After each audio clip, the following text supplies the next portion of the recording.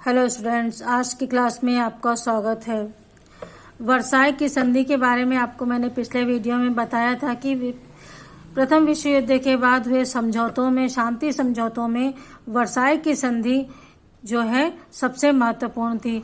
इसकी प्रमुख शर्तें क्या थी, इसके बारे में भी आपको मैंने पिछले वीडियो में बताया था। इस संधि का क्या परिणाम हुआ, इसके बारे में हम देखते हैं। वर्साई की संधि से आधुनिक विश्व की संधियों की सबसे चर्चित संधि रही है। राजनयिक और अर्थशास्त्रियों ने इसकी कड़ी आलोचना की। पहली बात तो यह है कि यह लोकतांत्रिक और न्याय के सिद्धांतों पर आधारित न होकर विजयी राज्यों द्वारा हारे हुए राज्यों पर थोपी गई अपमानजनक संधि थी।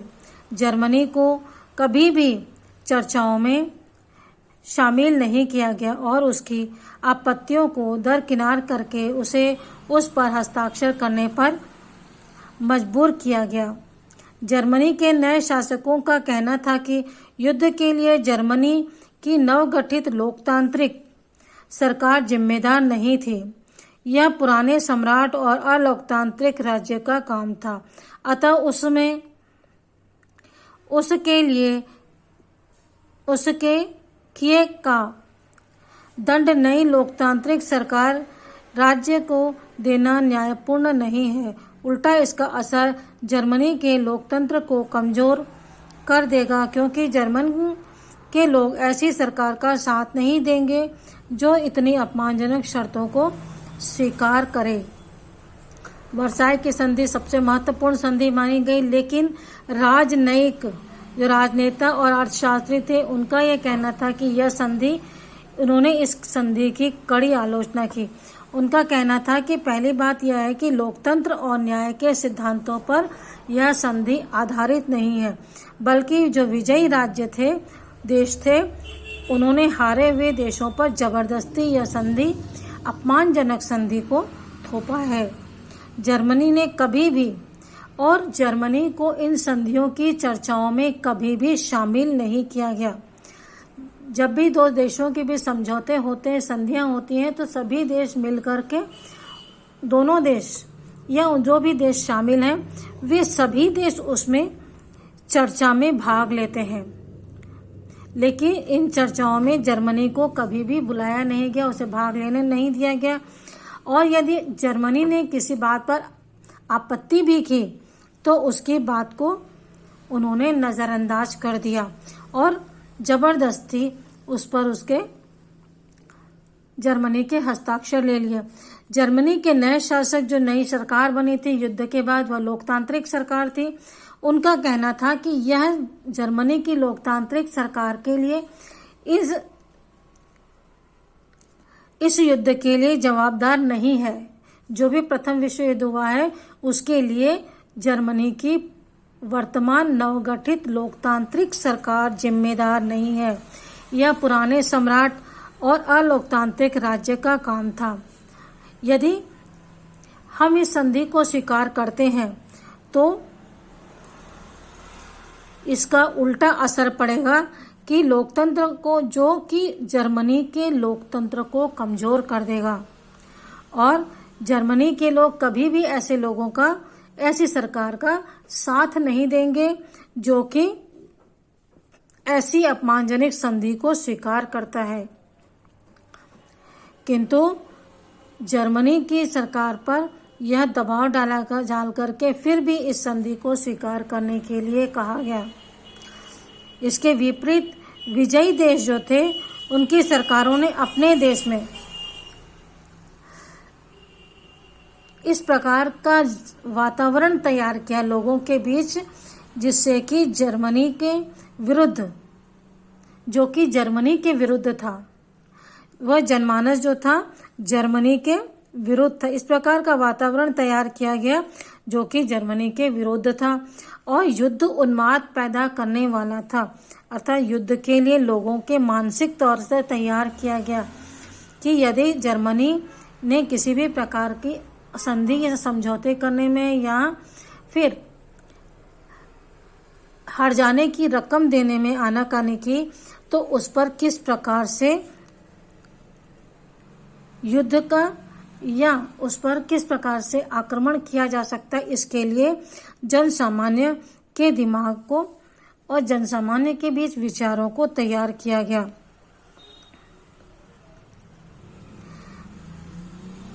और बाद में इसी कथन को पर चुनकर आए थे कि जो अब बाकी देशों की सरकार जो बनी थी, फ्रांस में, इटली में जो सरकारें बनी, वह इसी उद्देश्य से चुनकर आई थी कि हम जर्मनी पर अत्यधिक कठोर शर्तें लागू करेंगे। यहाँ पर एक शब्द, एक यहाँ पर वाक्य दिया है कि वे इसी कथन को चुनकर आए थे कि जर्मनी को नींबू की तरह निचोड़कर छोड़ेंगे ताकि वह कभी सिर न उठा सके। नींबू की तरह निचोड़कर छोड़ेंगे अर्थात जर्मनी को पूरी तरह से तबाह बर्बाद कर देंगे।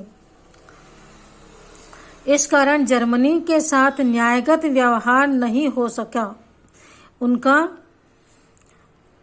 मानना था कि जर्मनी ने सेना वापसी के दौरान जानबूझकर अपने कब्जे के इलाकों को तबाह किया था। उसने खुद रूस की क्रांतिकारी सरकार से जब समझौता किया तब उसने रूस पर अत्यधिक कठोर शर्तें लगाकर उसके बहुत बड़े इलाके पर कब्जा कर लिया। जर्मनी पर समझौता किया गया, वह न्यायसंगत नहीं था। उनका मानना था कि रूस और जर्मनी ने जो समझौते किए थे वह इसी कारण उस रूस पर भी इन देशों ने कठोर शर्तें लागू कर दी थी कि यदि आपने जर्मनी का साथ दिया तो हम आपके यहाँ से व्यापार नहीं करेंगे, समझौता नहीं करेंगे या आक्रमण की स्थिति में आपका साथ नहीं देंगे। इस प्रकार की कुछ कठोर शर्तें उस समय उन्होंने उन पर लगाई होंगी।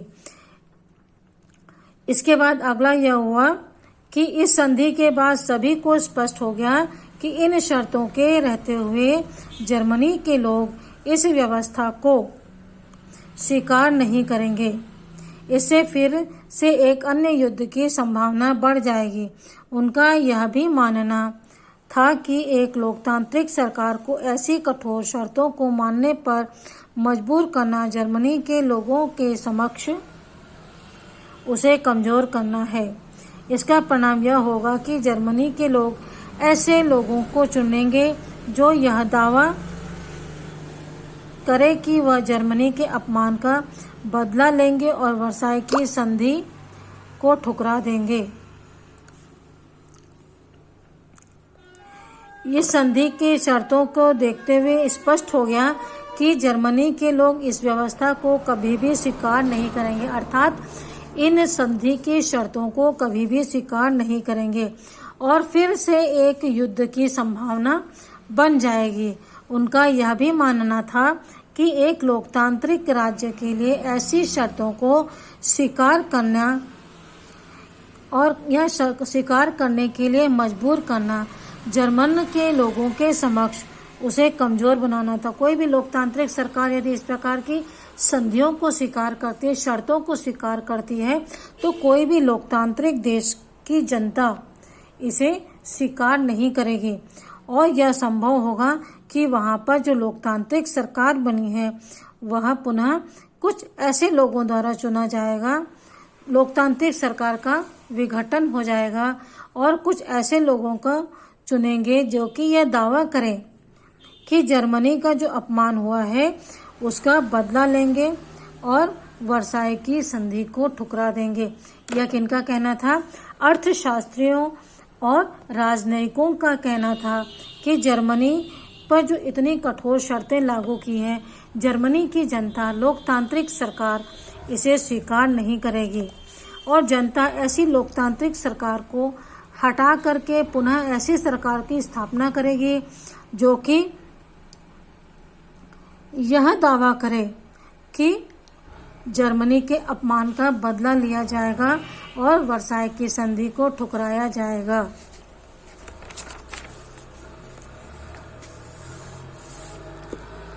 राष्ट्र संघ की स्थापना 19वीं सदी के अंत में कई राजनेताओं ने एक ऐसी अंतर्राष्ट्रीय संस्था की कल्पना की जो देशों के बीच की समस्याओं का समरसता से समाधान करे।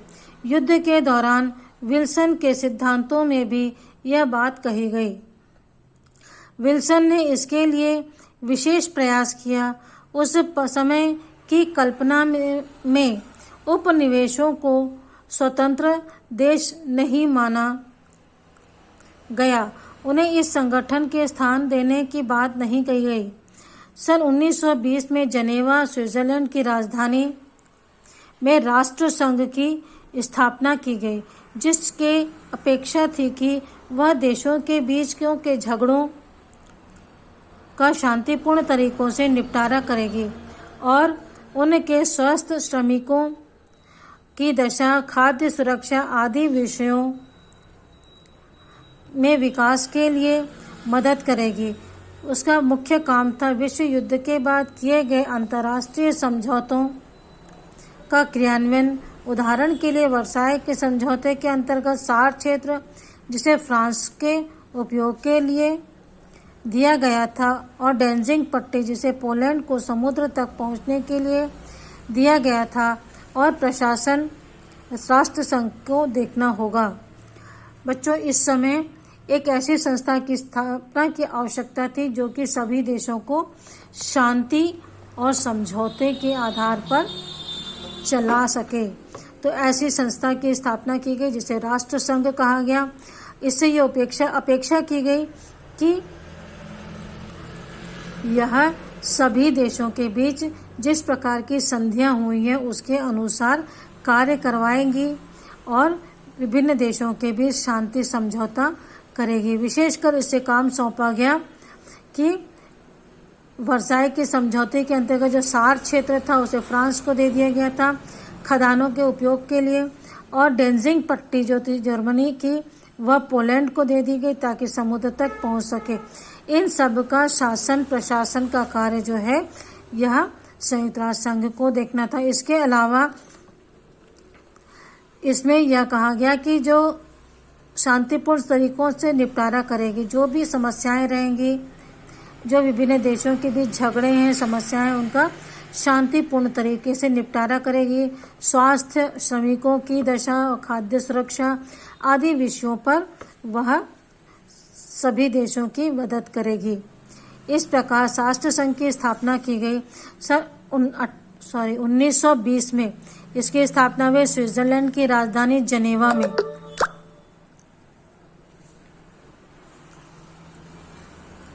राष्ट्रसंघ के गठन में ही कई समस्याएं थी। पहली बात तो यह थी कि इसने विल्सन की अहम भूमिका के बावजूद अमेरिका इसमें सम्मिलित नहीं हुआ।